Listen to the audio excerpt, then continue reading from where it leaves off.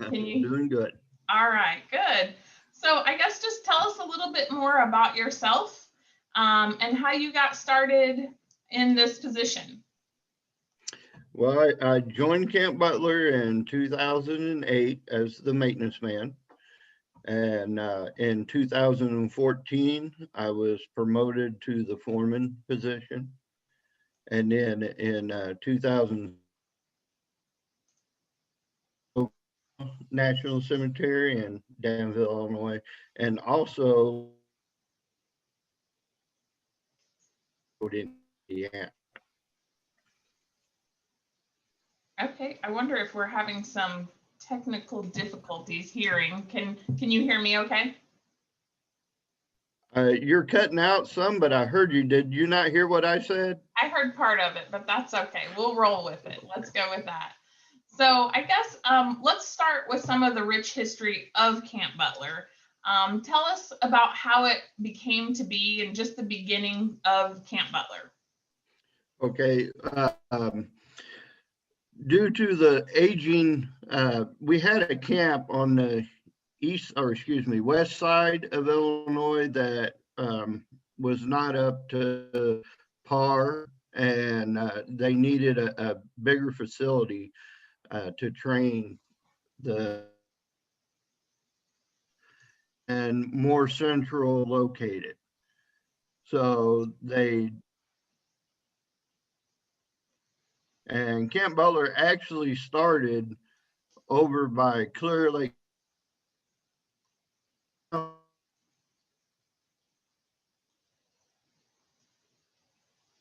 area since the beginning of the 1800s. Originally was, and then it moved its present location now. And they started receiving 2,000 troops by the end of the month. And so when I was reading more about Camp Butler, it described when President Lincoln issued a proclamation calling for troops to help to defend the Union. But then we determined that we were woefully unprepared. So we didn't have the men to fight in the war to know exactly what to do. So that's kind of how it started. Is that correct? Yes, it is. Like I said, the facilities that they had were rather small. They couldn't to supply the demand. So that spurred a need for a larger, more central located training camp. And for the people to them are pre-Civil War train tracks. Them are some of the first train tracks in the United States. So the cemetery, or excuse me, the training camp was moved to this location because of the train tracks. And it's easy for supplies, personnel coming in and going out as well. And that way could be moved between Camp Butler and somewhere, another base or a training camp, something like that. Very good.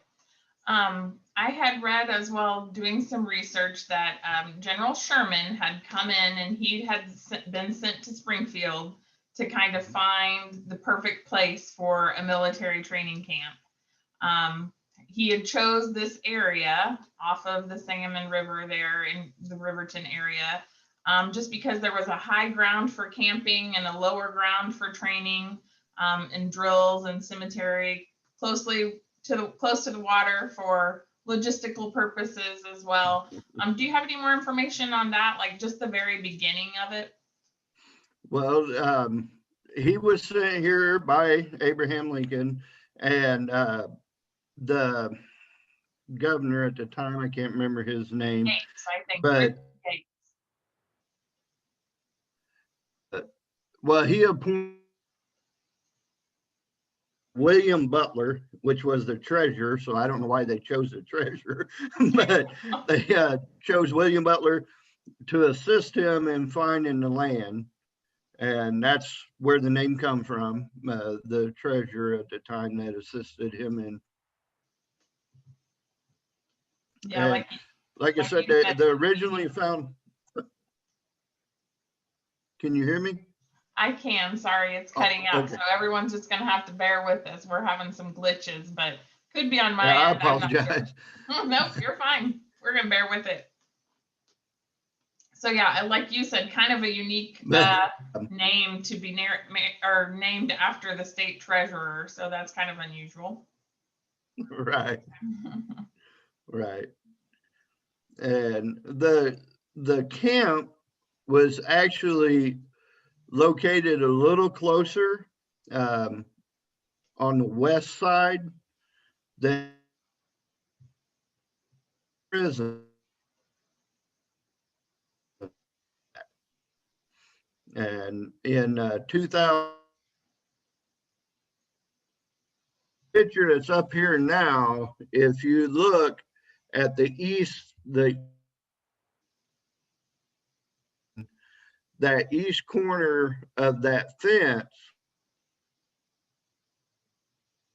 section U. We know that for sure. They did ground penetrating radar, and they also excavated down to approximately 3 to 6 feet in that area, and they found residue from logs that had been laid for parades. So we know for a fact where the grounds are. That's cool. That's cool. When did they do that research?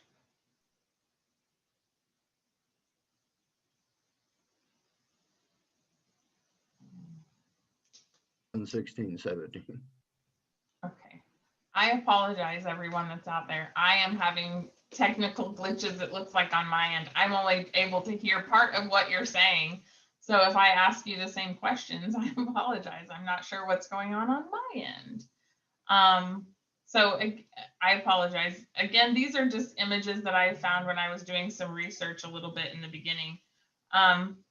So in the beginning of Camp Butler, and you might have mentioned this, but how many soldiers arrived in the beginning and how many was it able to hold? From 1,000 troops that came through the cemetery, total of somewhere around a little over 200,000 troops came through. But as far as a hard number on the actual capacity of the, it's hard to tell. Sure. I have not seen a definite capacity, and because that changed also during the seasons. I mean, because in summertime they could have more people than the wintertime, because in the 1800s was some really nasty winters, and we'll get to that here in a little bit too. But so the capacity went way down in the wintertime. But in the summertime, you know, people slept outside under the stars, and so the capacity got rather large during the summertime. Yeah, well, that makes sense. That makes sense. And so it's my understanding that it transitioned from more of a training camp to more of a prisoner of war kind of camp. So explain that process to us a little bit more. In February of 1862, Fort Donelson in Tennessee, it was on the Cumberland River in between Tennessee and Kentucky, was seized. And that's when approximately 2,000 POWs were brought to Camp Butler, and that's when the actual prison started. We have letters that was written by the POWs and also Union troops that took care of the prisoners, and talking about marching past the Confederate dead. So going off of that and some crude drawings that we have, we do know, do believe that the prison started more on the east side of of what's now the cemetery, where the Confederates are buried at, just right past that. That part of the land has already been buried out. They were not allowed to do any excavation or anything like that. So we don't have any hard proof, but just going off of crude drawings and letters from, that's where this. Very good. And what did the prisoners of war do while they were there, or what was the purpose? I mean, obviously, besides just holding them, that type of thing. What did they do? Well, at first, there was really no sense of containment for them. So, I mean, they kind of stayed on their own will. Later on, a fence came, and I mean, they had guards and stuff, don't get me wrong. But as far as like a fence for containment, that came a little bit later. But they did general cleanup and taking care of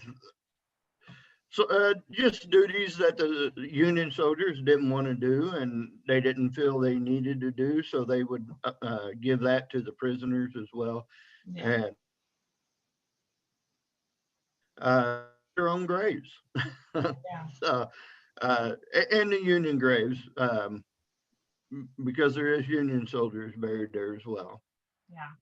So in my research, I was reading how the Confederate prisoners of war were exchanged at some points as well. Tell us a little bit more about that for those of us that might not understand that system, perhaps. Well, I mean, they did exchange them for Union troops, and also they would trade them. I don't know how much people know about it. For weapons or something like that, because this area during that time period was extremely poor, and as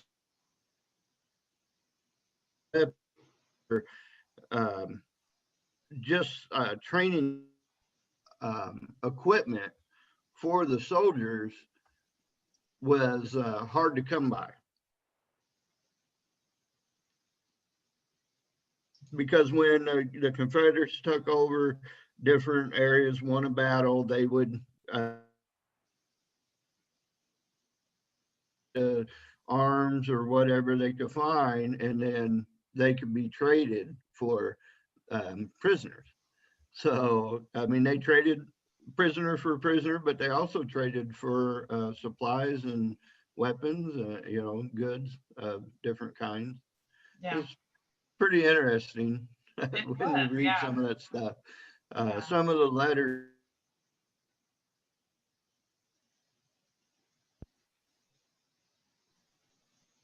And you were saying some of the letters. Where can people find letters about researching on this information?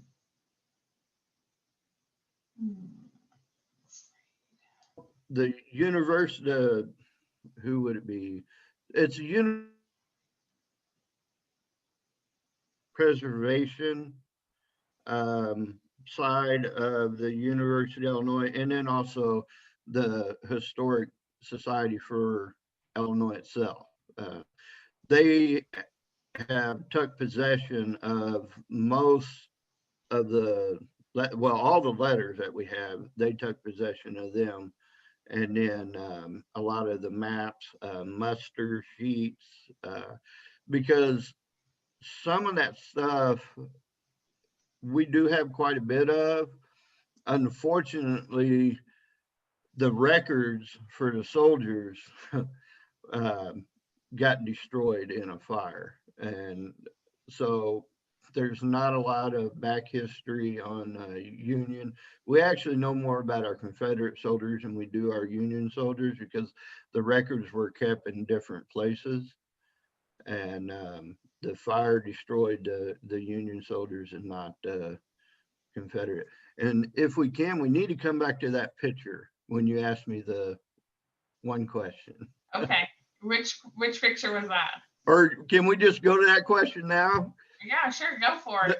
How can you tell the difference between a Confederate and a regular headstone?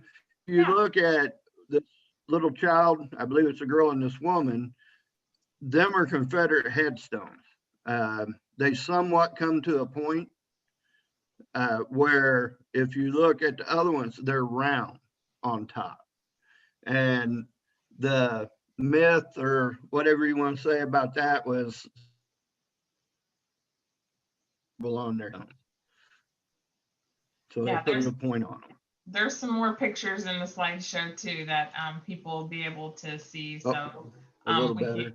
We can yeah, come back to some of those. There's some more as well. So yeah, but that's interesting. I mean, that's a good point. I don't know if I ever really recognized that when I've been out there to visit. So that's been good. So we mentioned a little bit, but just describe some of the living quarters and amenities or the lack thereof that the Union soldiers had and or the prisoners of war had. Probably very hastily constructed barracks or tent living. Yes. There was 3 somewhat permanent. They actually had real foundations, buildings on the camp itself. The other buildings were log foundations where they just cut a tree down, hauled it over there and built something on top of it. And there was nothing that actually went into the ground, and they were poorly constructed. You could see through the walls. There was no insulation. You could see through the floors, and just not something you would really want to live in, especially in the winter in Illinois. But the commander of the camp had a actual foundation home. The headquarters building was an actual foundation building. And then they had another one that was kind of like a hospital, a store, and that actually had a foundation as well. But all the barracks themselves for the Union soldiers were log foundation, just a log laid on the ground and something built up from that.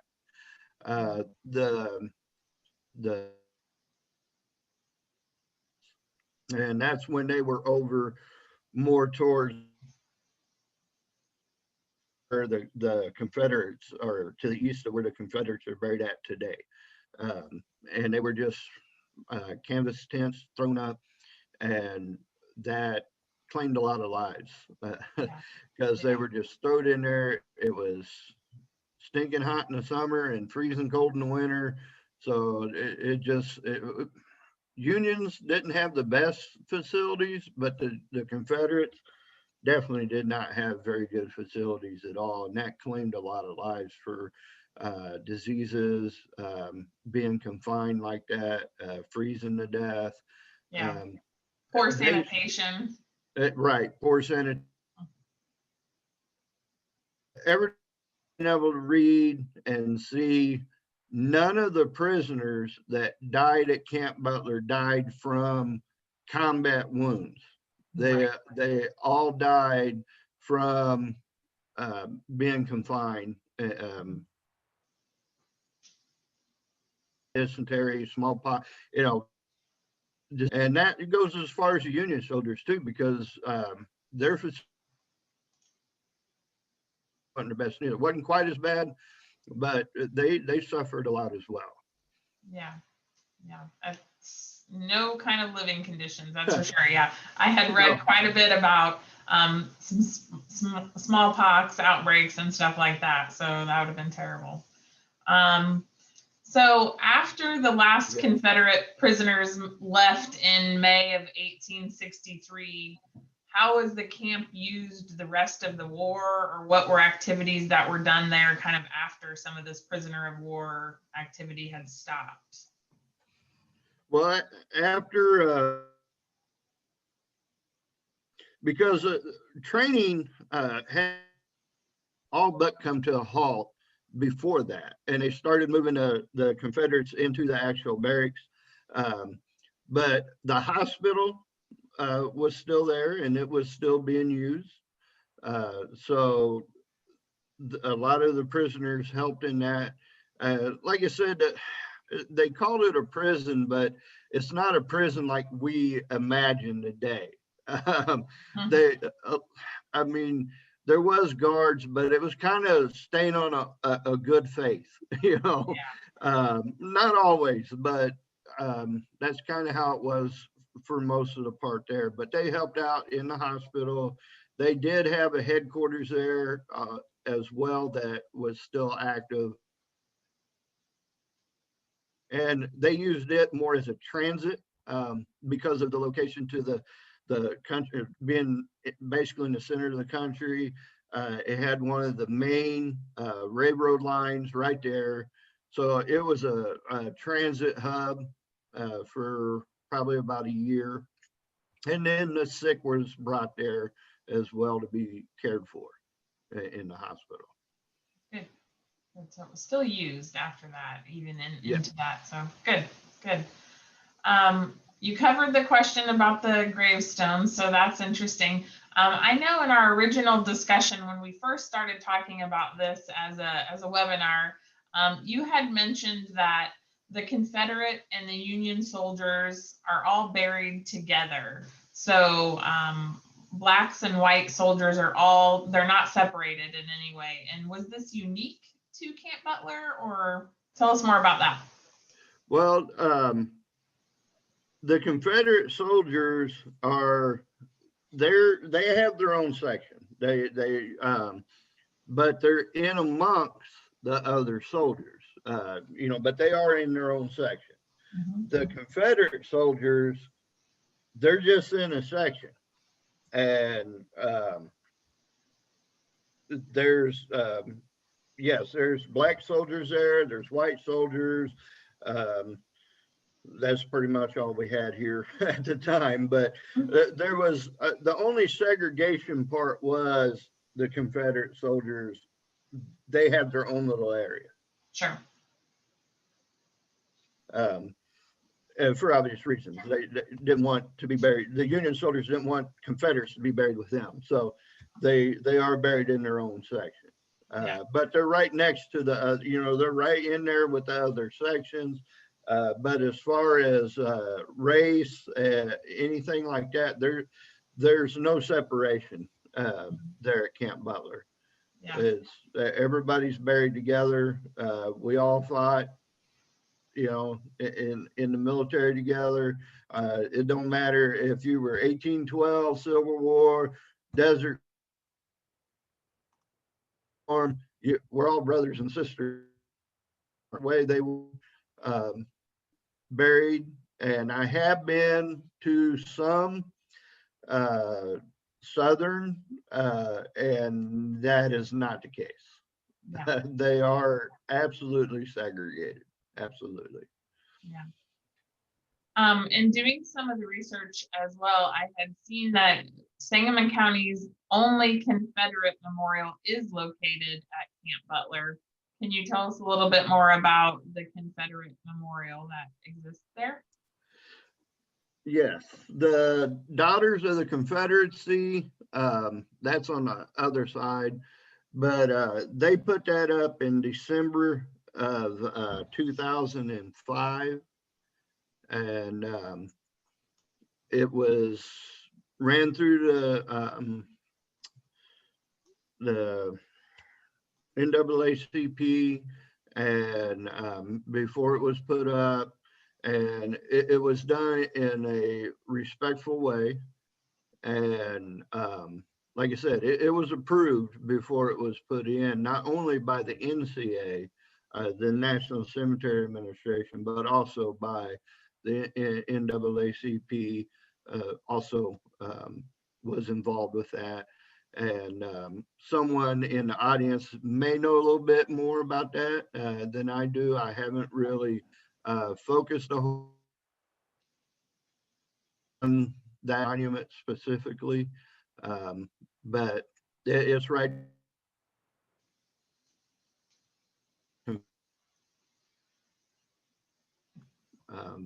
section itself. Yeah, certainly a So, unique piece of history for and, sure. and it's yes, and it's a obvious. I Right. only three other monuments of that size, not necessarily to Confederates, that have that particular. Interesting. Interesting. And of course, there's a bigger one in Washington, D.C.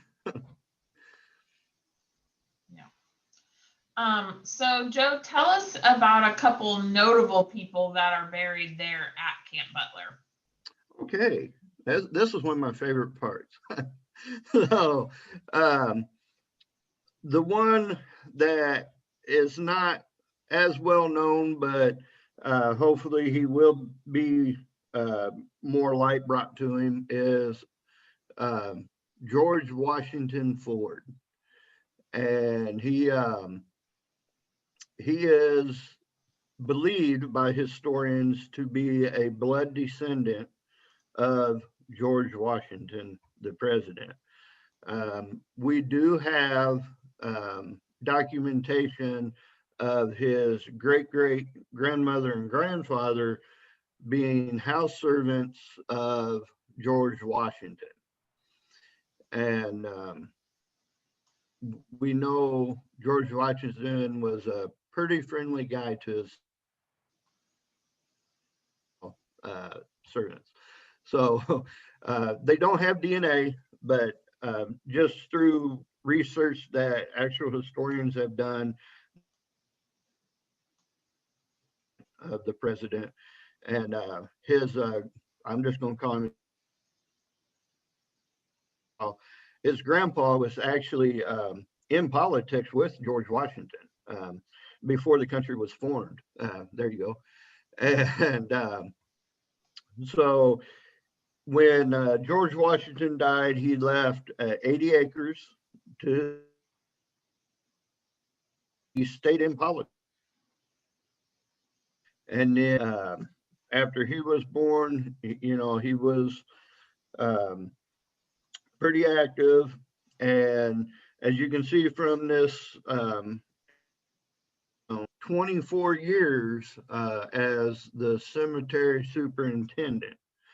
Well, that found that significant, but if you look at the time frame and him being an African American man, I think it's a very significant time. He served from 1906 to 1930. So to have a African American in charge of such a notable institution during that time, I think that's something to be mentioned, you know. And but his family today in Arizona, there's still, you would have to look it up. I didn't remember that, but there is still a Ford in politics today. So that family has been in politics since before the country was formed. And I think that is definitely something that should be brought to light. And then the other picture was Otis B. Duncan. He was the highest ranking African American, and there, and he was an activist as well, and he definitely was a very staple, and he did a lot of work in this area. The VFW on the west side of town is actually named after him. So he's, And now, do we have a Springfield Park named after him as well? I don't know, did they actually do that? I think they did. Don't mark my words for I sure. only heard about it. I didn't know. I'm pretty sure the Springfield Park District just renamed Yeah, I don't. parks after him. Okay. Yeah. Okay. I know there was talk, but I hadn't heard if it come to fruition yet. Yeah, So, it did. yeah. And in some of my research about him, his grandfather was Mr. Lincoln's barber and pallbearer. So Oh, I didn't know that. Okay. he also had some connections to the race riots in 1908, Yes. Which ultimately helped to form the NAACP. And Yes. again, I'm pretty sure a couple weeks ago, or within the month, I guess, the Springfield Park District did name the park after him, taking away Stephen Douglas's name off of it and adding it to Otis B. Duncan. So that's pretty cool. That's pretty cool. Well, he was a very influential man, especially in this area. Mm-hmm. I mean, of course, his military career, and then also this area, his being an activist in this area really made a difference. But something I do need to go back to, I think it's something worth talking about, is with George Washington Ford. He fought in Indian American Wars, and he also, just something I think is a little funny, he married an Indian. So, yeah, just something unique. With George Washington Ford, and his wife is buried next to him, and her name was Harriet by the Wood, and of course that being her part of her Indian given name, Native American name. So, but then coming off of Otis B. Duncan, we have John Catherwood.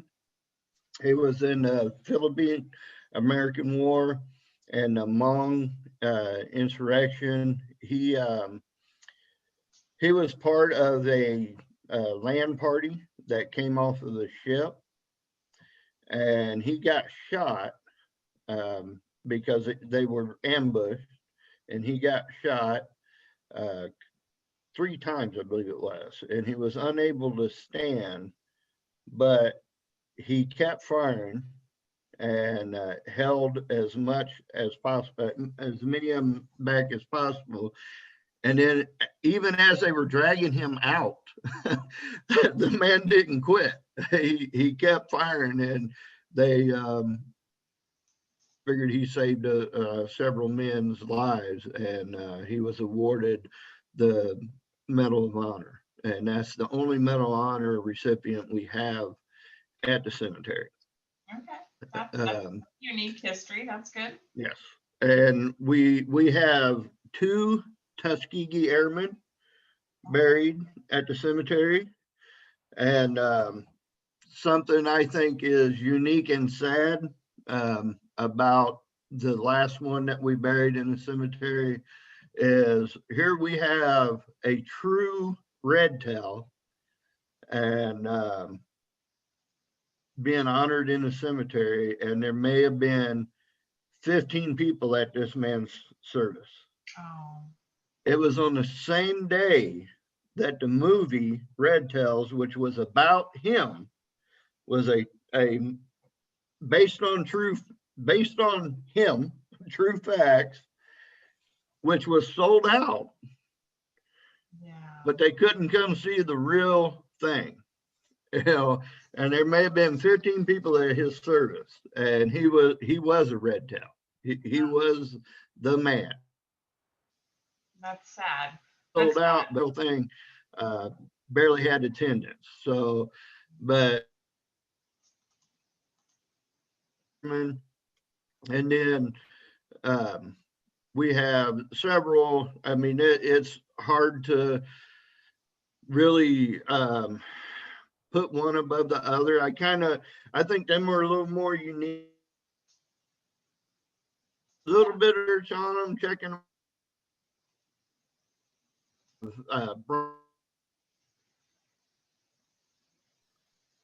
lots of very honorable football player, all kinds of stuff that represents a broad history of Camp Butler. Camp Butler, the only conflict that we do not represent at Camp Butler is the Revolutionary War. Every conflict since the Revolutionary War, well, after that, excuse me, there's someone that is buried at Camp Butler that represents that conflict up until today. Right. So it's one of the only cemeteries that can say that. And a family that is from New England is actually trying to bring their great, how many ever greats, grandfather to Camp Butler. And at that time, we will be the only cemetery to have someone from every conflict the country's ever been in. But that's an act of Congress, so who knows if it'll happen or when it'll happen. So, that's really cool. I mean, that's in our backyards for a lot of us. So that's yeah, quite an honor. That's nice. Yeah, I mean, I could talk about the cemetery for you lead me and see where we go, but there's a lot to talk about, a lot of history in the cemetery. Yeah. If someone wanted to do some more research on who is buried at Camp Butler, how could they do that? Well, last year we just started a veteran initiative, and you can go on the Veterans Affairs National Cemetery Administration website, and there's a link for that, and you can put in a name. And now, since COVID, it kind of got really slowed down. Sure. Get a lot of soldiers on there, but once everybody's back to work, because a lot of people are still teleworking, so it's kind of hard to get all that stuff done. But you can go onto that website, type in a name, and it'll give you background on that soldier. And but if you can go on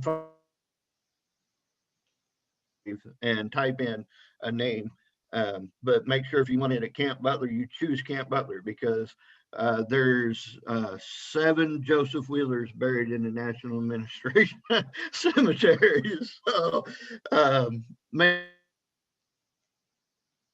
you look for. And Wheeler isn't the biggest, most popular. Oh, brother, you better choose the right cemetery. Yeah. And Smith, you better know about the time frame they died too, because there's a lot of them out there. Yeah, that makes sense. That's helpful. And I know we really wanted to cover too, what are the requirements that one must meet to be buried at a national cemetery, especially Camp Butler? And then can their spouse be buried alongside them?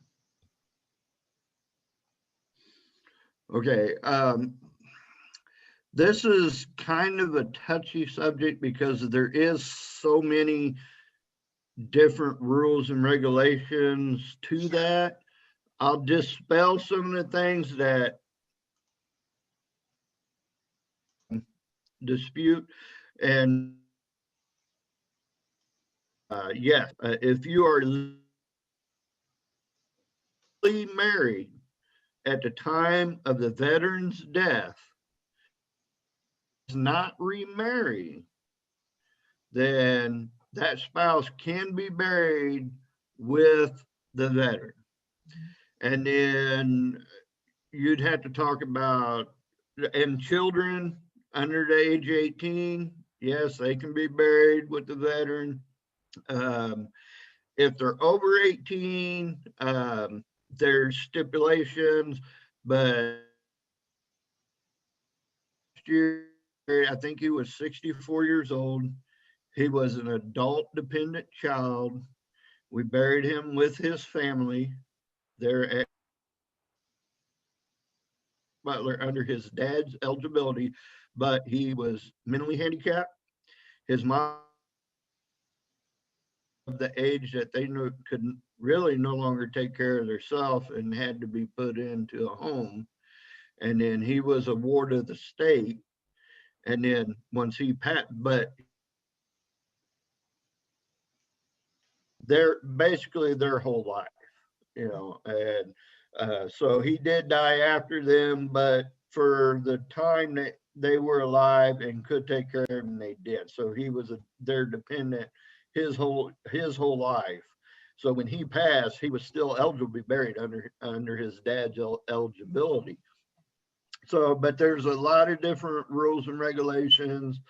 You do not have to be in a war, but it also depends on when you came in, and when you were discharged, on how, and that depends on the time frame of what you can to get eligibility. We have a guy that was in the Marine Corps for one day, and he's buried at the cemetery, but he got injured in boot camp, and he was on disability from the military, and he was eligible. So he was only in the military for one day. My uncle is buried in Danville, and he graduated boot camp, went to Korea, was in Korea, I think 3 days, and got shot, and he's buried in this. So, I mean, there's so much. Exceptions, that's for sure. Right. Right. But you just do really want to spread the word that this is a benefit that a veteran could access if they would like to do. Absolutely. So. Yeah. Very good. Yeah, and they say if you're in the reserves, you can't do it. If you're in the reserves, you've been called to active duty by the president, you're eligible to be buried in the National Cemetery. And right now, we're at about 12% of the eligible veterans being buried at the cemetery. And that's a pretty low number. Because that whole facility has been bought and paid for by your service in the military. And so your grave, your headstone, your perpetual care, we have concrete liners that we provide, and that's all been paid for by your service in the military. So you've already paid for it. Why not use it? I mean, not another dime is going to come out of your pocket for it, and it's going to be maintained for as long as we're here to maintain it. So in a rich history and a very honorable way. So yes. There's lots of questions coming in from the audience, so we'll try to get to as many as possible. Dan is asking, we know some of the history and treatment of the prisoners of war in Andersonville. Is it correct that there was some inhumane treatment of Confederate POWs as well? Do we know? Do not say it with pride, but yes, there was.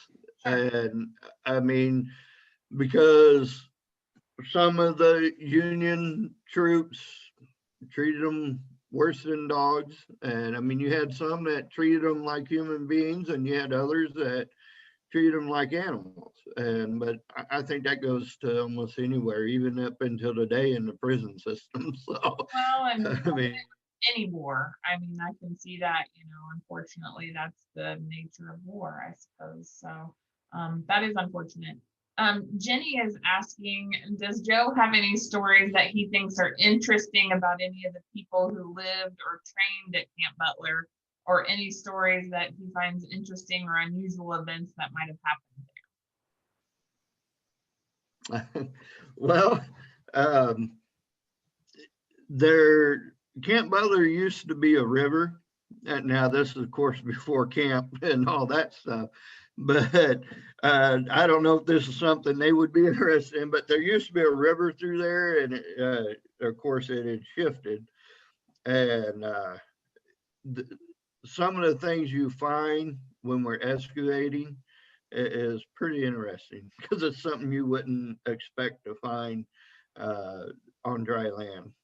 So, but as far as any kind of phenomena or anything like that, um, I, no, not really. As far as the people go, the most interested people that I'm interested in, I've already talked about, being George Washington and Otis and John and Tuskegee Airmen. I just find them guys fascinating. And there's Somewhat pretty, unforgotten history or underappreciated history of Springfield, perhaps. oh, especially George Washington. I mean, knowing that we have someone in the cemetery buried in the state of Illinois, not just Camp Butler, buried in the state of Illinois, that is a blood descendant of the first president of the United States. I think that's pretty significant. So, Significant job for an African American of that era. So yeah. well, right. Yeah, I mean, not to mention that. I mean, just being that alone, being blood related to the, I think that's pretty cool. But then to be African American on top of that, I think it's just really fascinating. Yeah. Let's see. People are asking, are there just Civil War soldiers there, buried there? Are there majority Confederate since it's a POW? And the answer to that is there's a little bit of everybody, right? There's Union soldiers and Confederate soldiers. There's originally there was 866 Confederate soldiers buried at Camp Butler, and 6 of them have since went home, including one Texas soldier since I've been there. And this is something very interesting. We buried a Confederate bride since I've been there. That's a long story. She was a caregiver, 18. He was in his 90s. He died, left everything to her. But they had to get married. Okay. So, and yes, and at that time, this was probably 7 or 8 years ago, she was one of the last Confederate brides. Wow. So she wasn't the last one. She probably is now. I can't imagine, because she was like 100 and something years old. So I can't imagine too many more would be around now. But we had, so 6 soldiers went home. So we're left with 860 Confederate soldiers there at Camp Butler, and we have 736 Union soldiers that are there. And the Confederate soldiers are towards the center of it, and then Union soldiers are mixed in to the south of that. There's other soldiers mixed in with them as well. And then we also have a POW section just down from the Confederate section, and they're Korean and German and Italian soldiers. Very good. Someone's asking, is there a specific book that you can recommend where you can learn more history on this cemetery or other national cemeteries? How can people learn more? There is a book. I wasn't ready for this question. That's I can give you the title of the book, but I do not remember the author. It's called Sacred Ground. Okay. And it's about as history in the cemeteries, notable people, but it's called Sacred Ground. And if you get on the internet and put in sacred,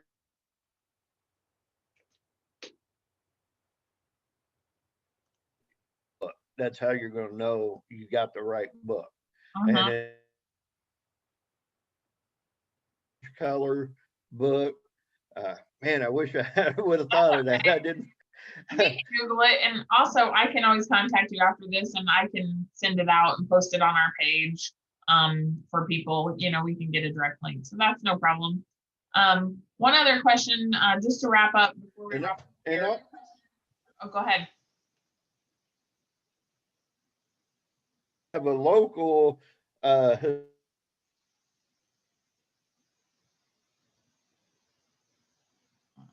would go to, say, national cemeteries in general, and that's Miss Catherwood.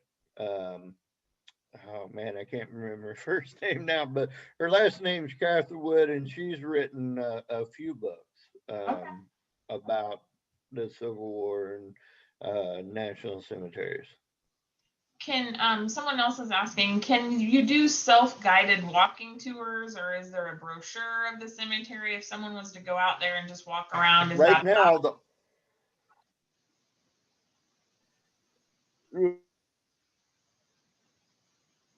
it's small groups, not just ground. It is a place of solace, and people come out. And we don't want large groups out there, you know. Scholars, them are weak and stuff, but people are more than welcome to come out and look.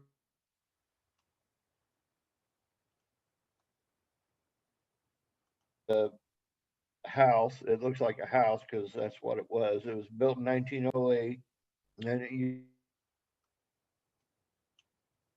and then right now, due to COVID, it is closed, but they generally keep a pamphlet out by the kiosk, which is a computer that you can search for the graves in between the public bathrooms and the lodge itself is a computer screen. And there's usually to the right of that, they try to keep them pamphlets in stock on that.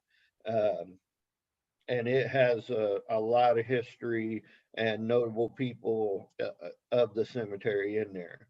And then there's a map there as well for different sections that you could go throughout the cemetery. And also, most of the employees are more than happy to talk to you. I mean, if they have time. I mean, if they're doing an interment, don't come up to them. Hey, what about George over here? You know, but if you see them out there and they're setting a headstone or raking dirt or whatever, say, hey, I got a question, and most of them are going to be more than happy to give you a hand. Very good.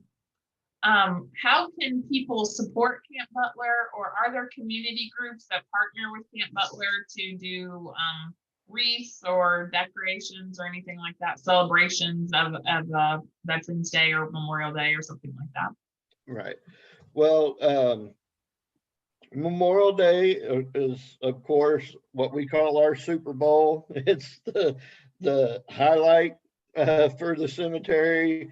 And on Memorial Day, we have anywhere between 2,000 to 3,000 people come to the cemetery. So we try to definitely have the cemetery recovered from winter and up into our summer beauty by Memorial Day. So there's a lot of work that has to be done between whatever time we can start, usually in April, 1st of April, you know, and until Memorial Day, you know, and it's a big push to get that done, to get it up to where it should be. And so right now, as far as coming out and volunteering, We really can't do that right now. The National Cemetery Administration has put a stop to that. But once this stuff is all over, back up, you just go up to the office, fill out a volunteer form, and tell them I wouldn't mind out in the office, something like that. Be more than happy to have you. And for flags for Memorial Day on a Saturday before Memorial Day, usually it's at 7 o'clock in the morning. They meet at the internment shelter, and there's 28,000 flags that need to be put out that day. So, but with the volunteers that we have, they usually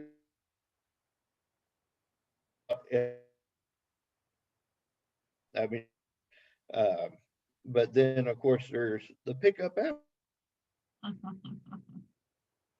28,000 great flags to pick up, 215, 56 state and territory flags. Wow. A lot of work. Help, yeah. I mean, yeah, if you would have told, I would have told you were full of it. But there is a lot of work there, and unfortunately, it's falling down on the crew right now. The guys work very hard to, with not a lot of help from the public right now, not due to the public's fault, but due to restrictions that are put on us right now. Yeah. But once them are lifted, there's plenty of things. Scout, we've had several people come out and do Eagle Scout projects for the cemetery, and Lots of things to do. If someone we've had plenty of things. If someone wanted to get a hold of you after this, how do they do that, Joe? Well, the office phone number is 217-492-4070. And that's the main office. I don't want to give you the foreman's office because not usually in there anyway. So you'll be wasting your time calling. So I'm a field foreman. I go out in the field.